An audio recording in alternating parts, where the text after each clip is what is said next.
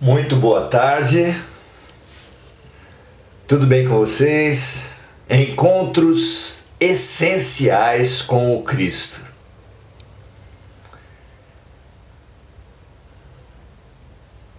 Jesus é a nossa conexão com Deus. É o único intermediário legítimo entre nós e Deus. Todos os outros intermediários, todos os outros intercessores, especialmente os humanos, os que representam as instituições humanas, não conseguem fazer essa intermediação, essa tradução, essa transformação da nossa energia para Deus. Claro que Maria de Nazaré consegue, claro que São Francisco, que os grandes luminares conseguem, mas os sacerdotes que se dizem intermediários para conseguir pedágios, conseguir tarifas, benefícios no caminho entre nós e Deus, esses evidentemente não podem interceder verdadeiramente por nós. Precisamos hoje aprender a conexão direta. Nós temos dentro de nós o Deus. Não é um Deus nas alturas, um Deus no Olimpo, um Deus no paraíso, um Deus nas nuvens, um Deus distante. Assim como o reino dos céus está dentro de nós, como disse Jesus, Deus está dentro de nós. Vós sois deuses, disse o profeta e repetiu Jesus. Na afirmação mais desafiadora dos evangelhos. Nos manicômios humanos, há reis, presidentes, artistas. Dificilmente, mesmo um louco, se supõe Deus, pois Jesus olha para nós e diz: vós sois deuses. Como pode ser isso? Isso é o milagre do olhar do amor. O milagre do amor nós mesmos experimentamos, o milagre do olhar do amor um agricultor, quando olha um punhado de sementes, vê um milharal. Uma avó, uma tia, um tio, um avô, uma mãe, um pai. Quando olha um bebê, já vem um homem feito, um grande profissional, uma pessoa realizando todos os seus sonhos. Essa pessoa é real? Esse milharal é real? Claro que sim. Mas não é do real objetivo, é o real subjetivo. É a realização do amor. E é assim que Jesus, olhando nós, apesar de nós estarmos ele vê o nós que nós somos, para muito além do que nós mesmos supomos ser. Nós somos deuses, Deus é amor, logo nós somos amor. Não estamos, é claro, estamos egoísmo, mas somos amor. E a trajetória da evolução é exatamente um despir-se dos eus aparentes, do despir do não ser para alcançar o ser. Não é lindo isso? Pois para alcançar, como exercício dessa trajetória, hoje nós viemos falar sobre a oração. Temos feito aqui no Encontros Essenciais, versículo a versículo, um estudo sobre o Sermão do Monte. Começamos no capítulo 5 de Mateus, já estamos no início do capítulo 6. E nesse trecho de hoje, o os itens, quer dizer, os versículos 5 e 6 do capítulo 6 de Mateus, eles nos falam exatamente da oração. E é fundamental entendermos isso porque a oração é a grande ferramenta do cristianismo. Descobrir como os dilemas que há nisso, as fraquezas que tem da nossa prática da oração e as potências que tem de uma prática transformada da oração, se mostram urgentes. É mais ou menos como um ceifador que tem na alfange, na sua ferramenta de corte, seu grande instrumento de trabalho. O que precisa fazer ele para bem trabalhar? Afiar pacientemente seu instrumento de trabalho. A minha avó tinha um jardineiro que vinha de tempos em tempos à cidade, à casa dela, para aparar a grama. E naquele tempo ele trabalhava apenas com um alfange, com um cortador manual. E antes de ele começar o trabalho, assistíamos ele com a pedra de amolar, amolando a lâmina do seu instrumento de trabalho. Nós temos um grande instrumento de trabalho que é a oração e precisamos aprender a afiá-la também. Aumentar a eficácia da prece. Esse é o objetivo de hoje. O que você acha disso? Vamos lá? Primeiro, falar da importância da prece. Ciência, filosofia e religião confluem para o poder do pensamento. Pensamento não é esse nada, não é essa abstração que nós supomos. O pensamento é uma força que emite energia e essas energias amoldam tudo que está à nossa volta. A casa onde você mora já foi um pensamento. A estrada que você utiliza já foi um pensamento. Tudo já foi um projeto. Tudo já foi uma ideia. Tudo que existe começou no pensamento. É pequena a força do pensamento? Claro que não. Claro que não. Nós podemos e precisamos pensar sobre o dilema clássico, o dilema concreto da prece como nós temos hoje, que nos leva a duvidar da prece. Fazer prece em dúvida é boicotar o próprio pedido, o próprio exercício da oração. Qual é o dilema da prece? O dilema da prece se mostra da seguinte situação: todos nós já experimentamos, já vivenciamos o fato, a realidade da oração não atendida. Quem poderá dizer que teve todas as suas orações atendidas? Considero isso impossível. Todos já vivemos o fato, a vivência, a experiência da oração não atendida. Não é verdade? Ao mesmo tempo, abrimos o Evangelho e vemos Jesus ensinar o quê? Pedi e obtereis. Sobre a oração. Como resolver esse dilema? A nossa experiência da oração não atendida e Jesus proclamando que tudo que nós pedirmos será atendido. Diz ele: qual é o pai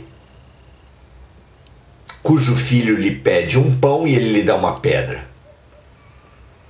Qual é o pai que o filho lhe pedindo um peixe ele lhe dá uma cobra? Se vocês, que são pais imperfeitos, atendem os pedidos dos vossos filhos, por que duvidar do atendimento do pedido feito ao nosso Pai do céu. Questiona ele. Não é bonito? Não é lindo? Não é forte essa declaração de Jesus? Mesmo assim, a força dos fatos é gigante. Por que Jesus promete tudo isso? Revela toda essa eficácia da prece?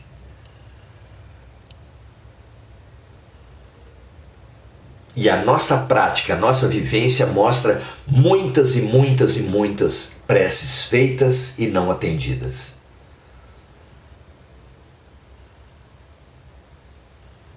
A solução do dilema da prece, da oração, ao nosso ver, vem da palavra pedido, que é uma tradução da própria prece. O que é um pedido? Tudo que nós pedirmos será atendido. Mas o que é o pedir? Ora, nós sabemos que os próprios melhores pais da terra não podem atender tudo que os filhos pedirem. Que bons pais da terra não atendem tudo que os filhos pedirem.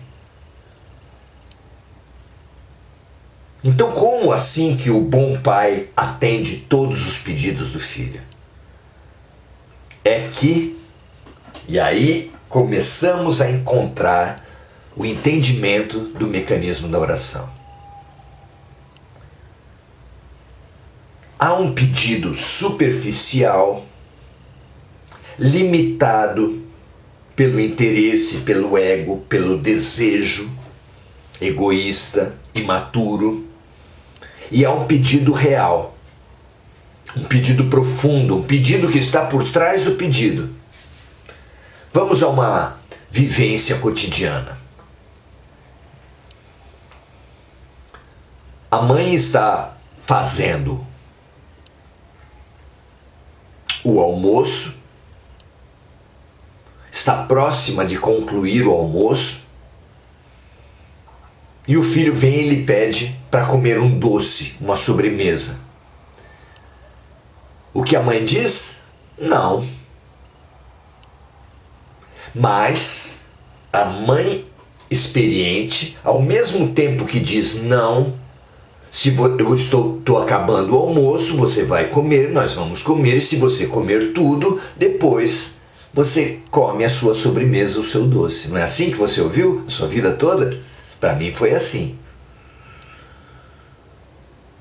Mas ela entende o pedido por trás do pedido. Qual é o pedido por trás do pedido? Meu filho está com fome. Vou acelerar o almoço. Não é claro que há um pedido por trás do pedido? Cena clássica que eu acho muito interessante é aquela em que uma mãe, conversando com outro adulto, tendo seu filho no mesmo ambiente, assistem ambos, ela e o adulto com quem ela conversa, que a criança está aprontando, mexendo nos móveis, mexendo em tudo, fazendo barulho. E a mãe, num certo momento, conversando ainda com a outra pessoa, diz: ele está travesso hoje, não é? Então chama o filho. Filho, vem aqui. O filho reluta um pouco. Filho, vem aqui. E essa mãe abaixa, fica com o olhar na mesma altura do olhar do filho e fala com uma voz muito mansa, acariciando seus cabelos: tá tudo bem, filho? Tudo bem com você? E o filho, meio assustado, porque estava fazendo estripulias e esperava que fosse levar uma bronca: tudo bem, mãe. Tudo bem mesmo, filho? E continua com carinho: tudo bem, mãe. Então vem cá e me dá um abraço. E ali dá um abraço, ela dá um beijo no seu rosto e manda ele voltar, avisando que está concluindo a conversa com a outra pessoa. E depois que o filho se afasta, essa mãe sábia fala para o seu interlocutor: ele está aqui pedindo atenção. É mais um exemplo de uma mãe que sabe ler o pedido por trás do pedido.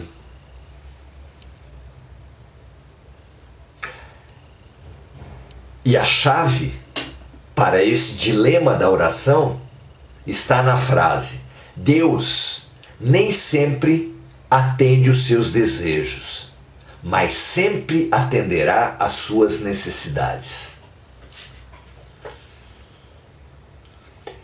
Deus sempre atenderá o pedido no fundo do pedido, porque pai, mãe, sábio e amoroso que é, enxerga a nossa necessidade profunda.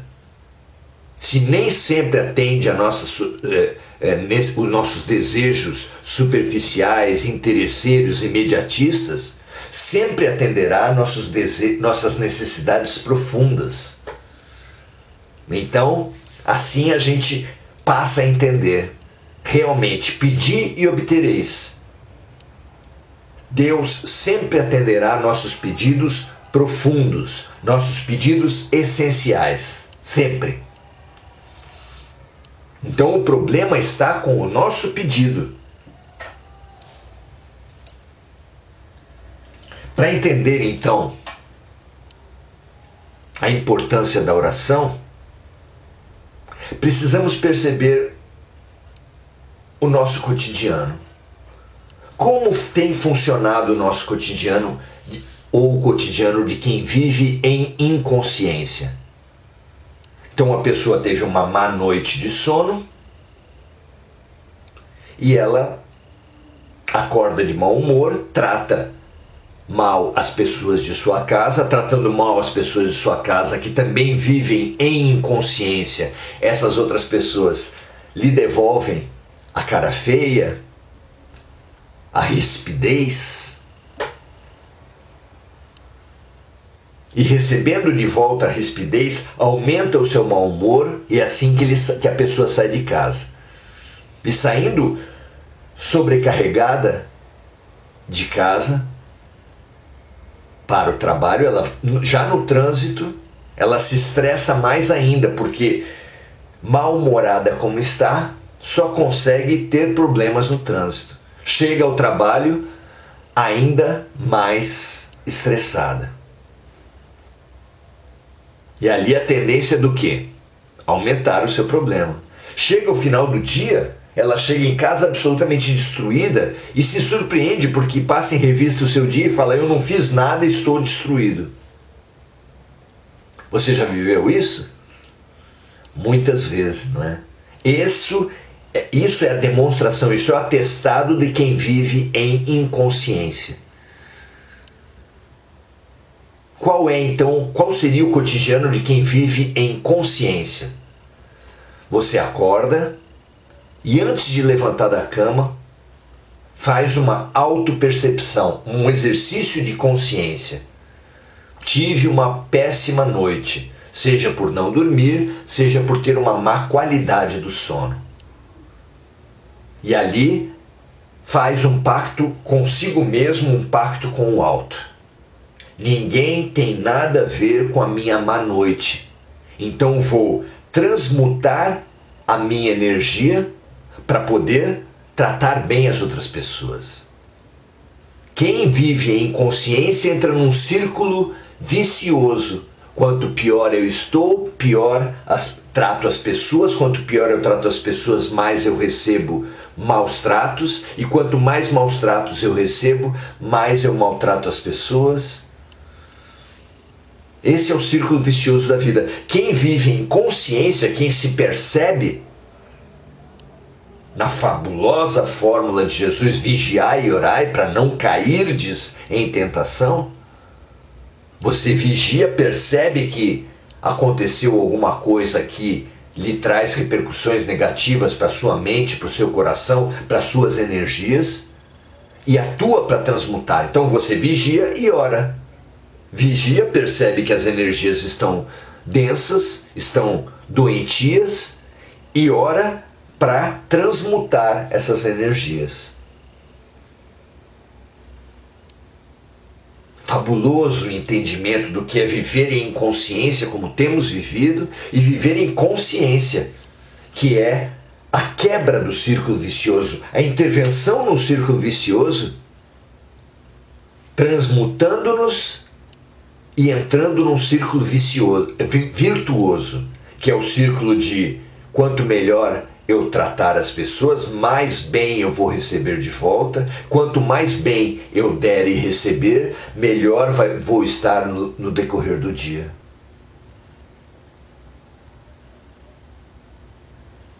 Esse é o poder, essa é a eficácia da prece.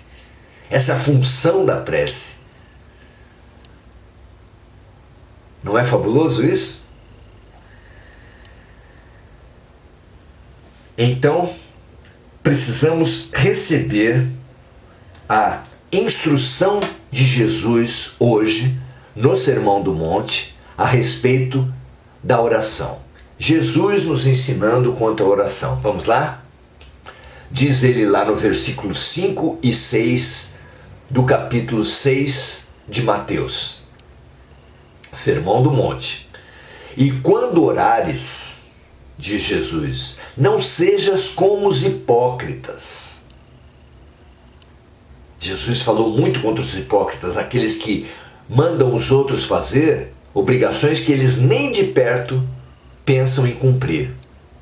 São sepulcros caiados, branquinhos por fora e por dentro cheios de podridão, diz Jesus.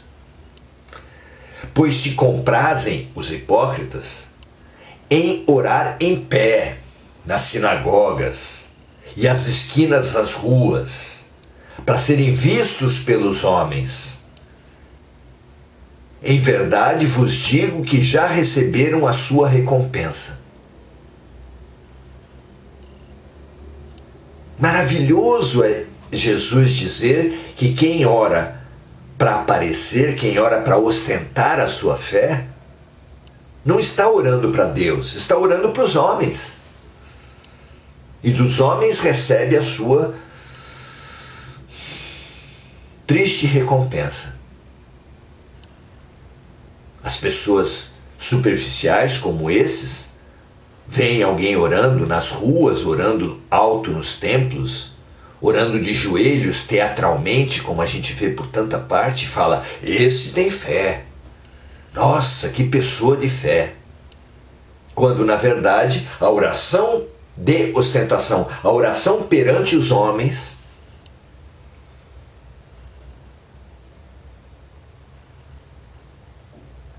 nada pode esperar de Deus. Porque o objetivo da oração social, da oração perante os homens, da oração de ostentação, é atingido aqui mesmo. É uma oração endereçada de uma pessoa a outra. Não é interessante? E continua ele na sua instrução.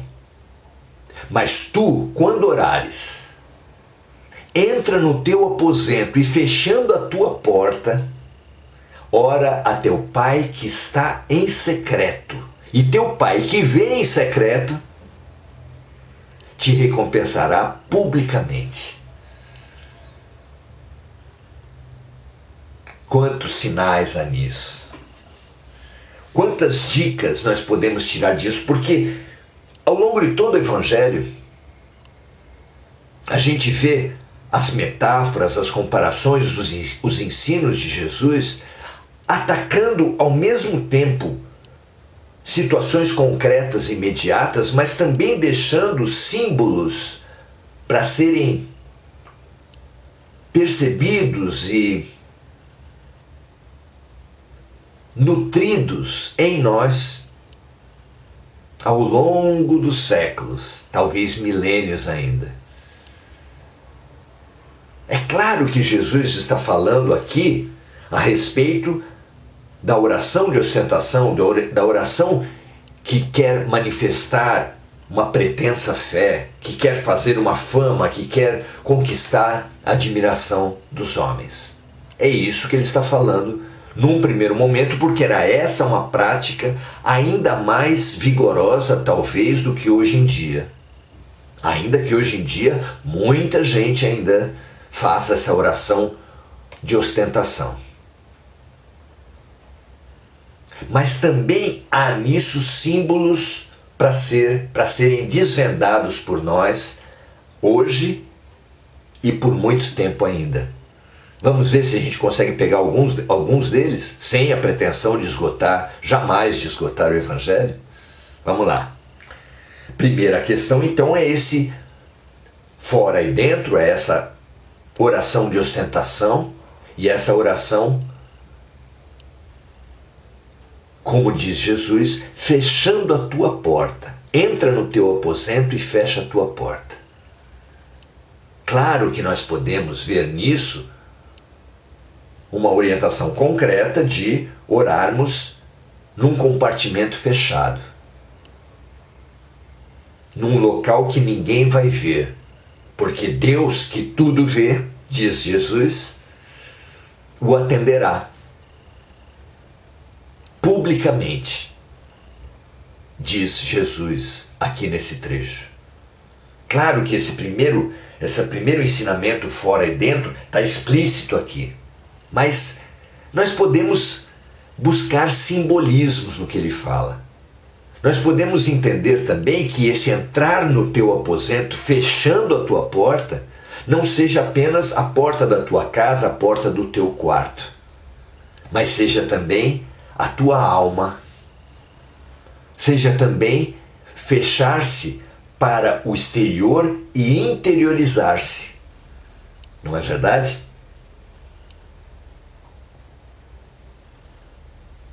Alcançando e buscando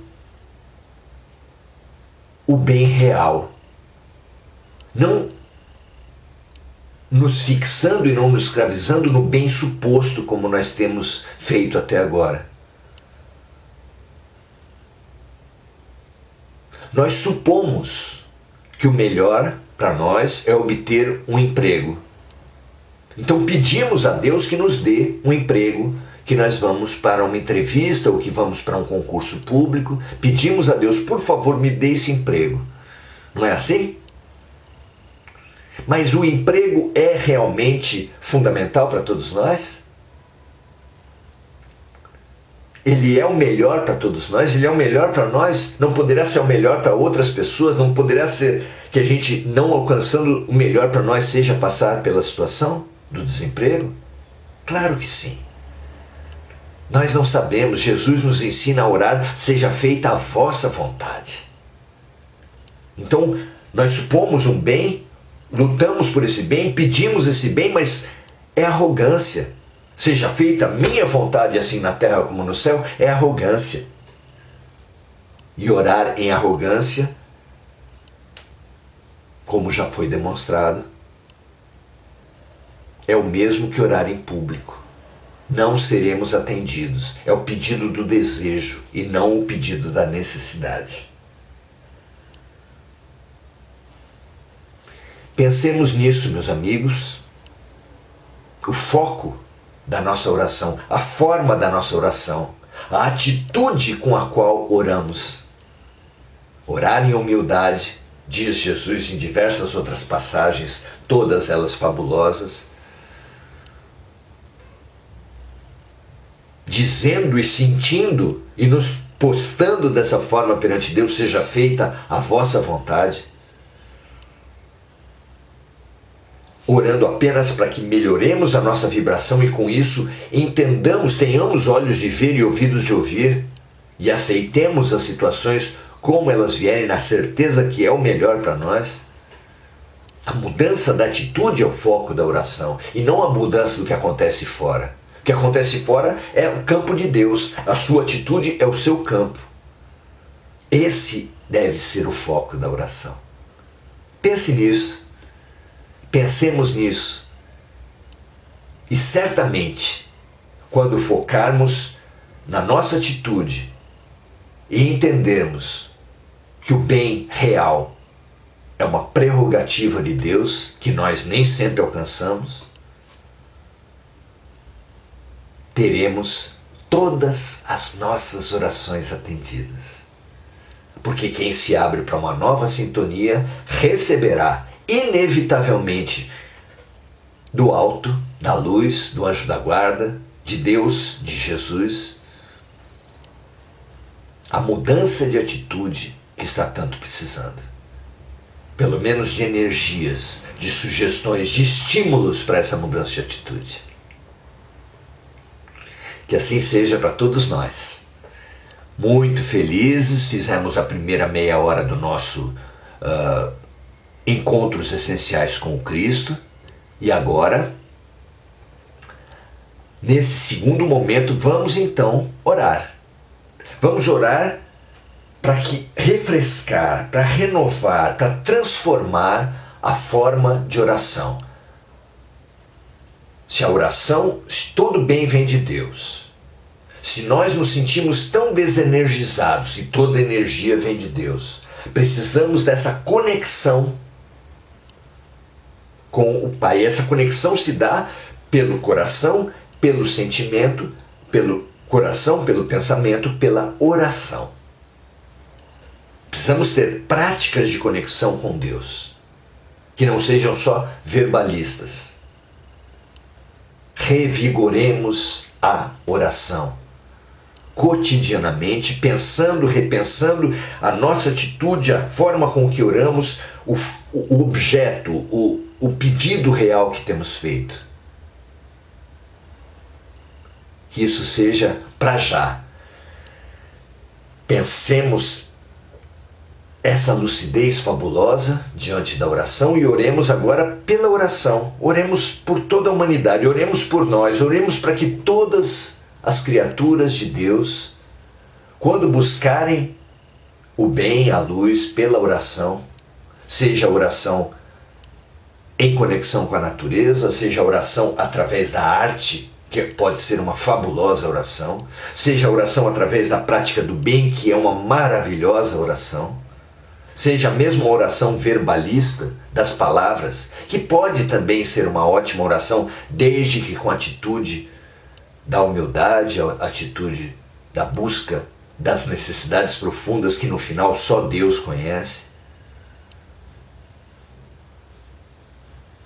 Renovemo-nos pela oração.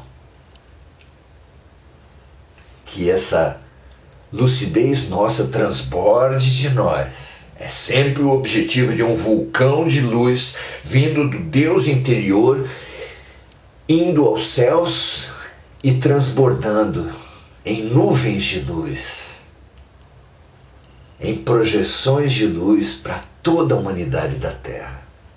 Que todos nós na Terra ganhemos em conexão com a luz, com o alto, com o bem, com o amor de Deus.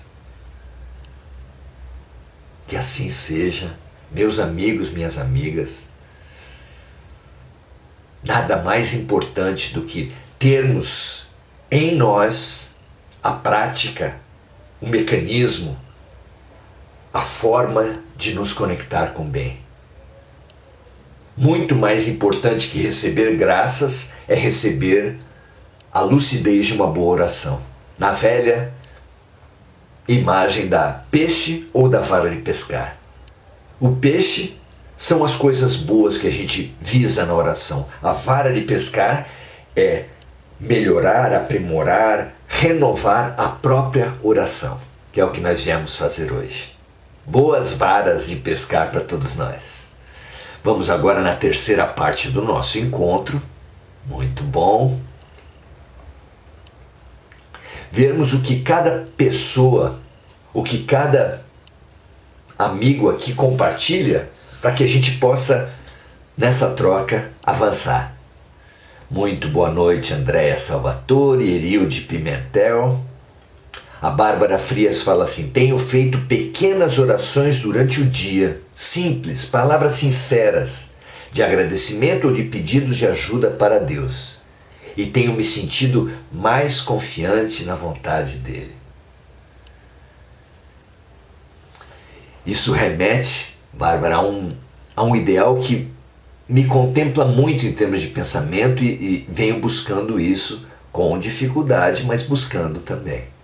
Que é não estabelecer apenas momentos de oração como antes de dormir ou em qualquer outro momento, mas uma atitude de oração, viver em estado de oração.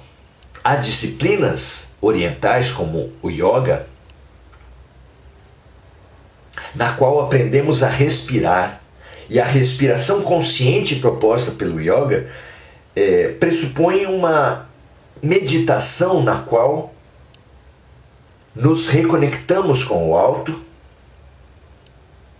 imaginando na inspiração sermos banhados de luz, banhados de amor, banhados da melhor energia do céu, e na expiração retirarmos, nos limparmos, nos desintoxicarmos das energias, das crenças destrutivas, de tudo que nos suga a energia.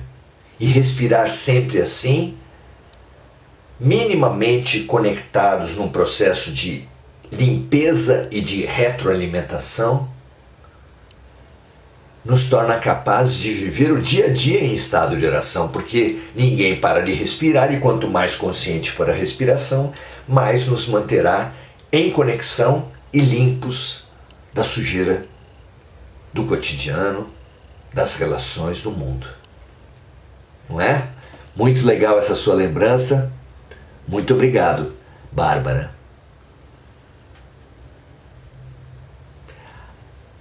A Gugu fala, agradece o momento e diz que a gente possa realmente praticar essas reflexões de hoje. Sem dúvida, esse é o nosso objetivo. André Salvatore também agradecendo.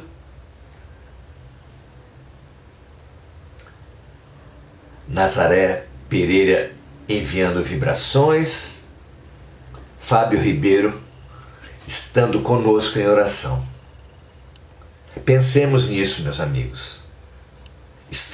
Temos estado sob ataques de pessimismos, más notícias, invejas, energias destrutivas, tentativas de manipulação não apenas espiritual dos seres incorpóreos, mas dos seres corpóreos. A propaganda é uma forma de obsessão. A notícia é uma forma de obsessão. E nem por causa disso precisamos fugir do mundo, de forma nenhuma. Mas assistir à mídia, nos relacionar com a internet, nos relacionar com as pessoas, sabendo desse campo energético, dessas energias desarmônicas, e nos relacionando, nos protegendo, endereçando serviço de limpeza que começa por nós e que podemos endereçar a todas as pessoas, a todos os que compartilham conosco dessa existência. Que assim seja com todos nós. Revigore em você o poder da oração. Com Jesus, transformando a sua prática, o objetivo da sua prática, o alcance da sua prática, a profundidade da sua prática. Oremos e vigiemos para não cairmos em tentação. Pratiquemos a conexão com o bem. Todos os dias, todos os momentos, e nós certamente teremos nutrição, teremos a limpeza, teremos a nova atitude que o bem espera, que Deus espera de nós, para que as bênçãos de Deus nos banhem em todos os momentos. Dizemos, Deus te abençoe, Deus te abençoe, Deus te abençoe, mas nós nunca tivemos falta das bênçãos de Deus. Se as bênçãos de Deus não chegam até nós, não é porque elas não estejam vindo, Elas vêm sempre, mas elas não chegam até nós, quase nunca chegam até nós, pela nossa atitude impermeabilizante para essa chuva de bênçãos. O sol vem todos os dias sobre todas as casas, sem escolher qual casa iluminar. Se há casas escuras ou casas claras, é porque os seus moradores abrem ou não abrem as suas janelas, fecham ou afastam suas cortinas. Abra as cortinas, abra as janelas, abra as portas do seu coração para as bênçãos de Deus. Que todos os dias, que todos os minutos, todos os segundos das nossas vidas nos banham vigorosamente. Que assim seja, paz e bem para todos vocês. Peço que compartilhem a live de hoje. Estamos precisando demais dessa vara de pescar, dessa conexão com Deus que nos nutre, nos limpa e nos fortalece. Que assim seja. Um grande abraço para todos. Ótimo final de domingo para todos vocês. Agora vou para o Centro Espírita Beneficente Sementes de Luz, na rua João Ramalho 158, em São Vicente. Às 7h30 estarei lá para fazer essa reflexão, para fortalecer, para expandir essa reflexão sobre a prece. Venha conosco, será um prazer estarmos juntos. Grande abraço, ótima semana, todos os dias, a não ser que algo nos impeça, estaremos às 18 horas renovando o nosso trabalho de transformação e de prática do bem pela oração-ação. Venha conosco, estaremos juntos. Ótima semana para todos nós. Até a próxima.